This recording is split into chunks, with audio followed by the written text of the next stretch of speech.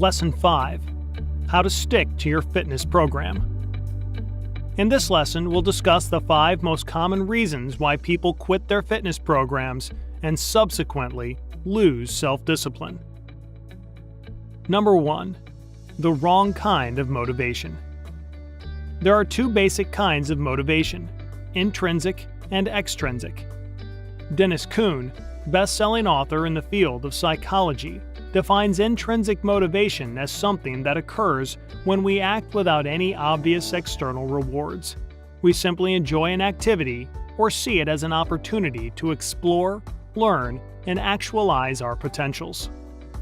Extrinsic motivation is defined by sports psychologists Peter Terry and Kostas Karageorgis as motivation that can come from the outside, such as the motivation to win medals, receive financial rewards, and attract attention from the media.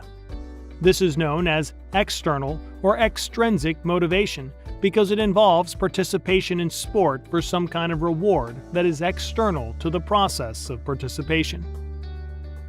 The type of motivation you primarily need to stick to your fitness program and build your self-discipline is intrinsic motivation.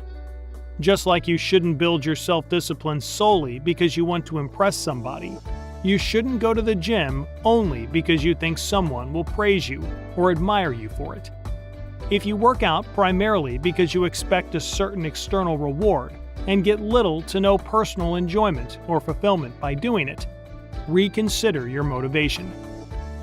If you can't seem to find intrinsic motivation, try a different, more enjoyable sport that will encourage you to explore, learn, or actualize your potential. If you hate it, you won't do it in the long term. Speaking of which, the second reason is Number 2. Lack of enjoyment.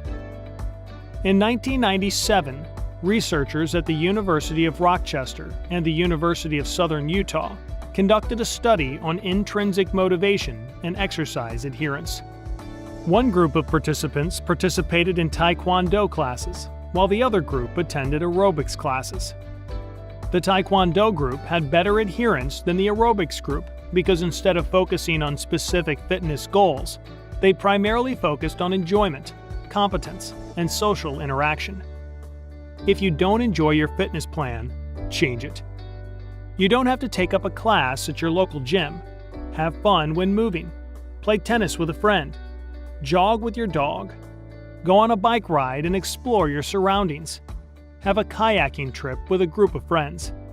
The less it feels like exercise, the easier it will be to make it a permanent part of your life. Number 3. Lack of support. If you don't enjoy exercising alone, don't go it alone. A lack of support is one of the most common reasons why people quit exercising, because, for most, practicing sports alone isn't even half as entertaining as doing it with friends. A study conducted by scientists at the Michigan State University shows that exercising with a partner improves performance on aerobic exercises. In addition to that, a different study conducted by the same researchers suggests that working out with a slightly better partner makes individuals more persistent. Find a workout buddy or join a group of people practicing the same sport. Oftentimes, people interested in the same activities meet each other regularly in the same place. A local park popular among joggers. A climbing gym frequented by climbers. Tennis courts attended by tennis players, and so on. Number 4. Wrong expectations. Regular physical activity improves your self-discipline by teaching you 2 things: how to adhere to a plan in the long term, and how to be patient when waiting for the results.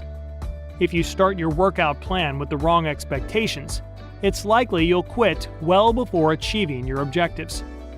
To avoid discouragement, research the results you can realistically expect and set them as your goals. When building self-discipline, small wins are more important than aiming for the stars, and not even landing on the moon. Enjoy the process and little improvements instead of getting frustrated at not being able to keep up with the people who are good at the sport you practice. Number 5. A lack of time. Making the excuse that you don't have time for exercise masks a different kind of problem than a busy schedule. It's a lack of priorities. If health is one of your primary values in life, as it should be, shouldn't your life reflect it? If you value family and health over your career, yet spend 60 hours a week working with no real plan to reduce your workload, something is amiss. Likewise, if you value health but always make excuses that you don't have time for exercise, is health really that important to you? Consider what kind of trade-offs you make in your life and if they reflect your values. Then design your schedule in a more conscious way to make time to take care of your health.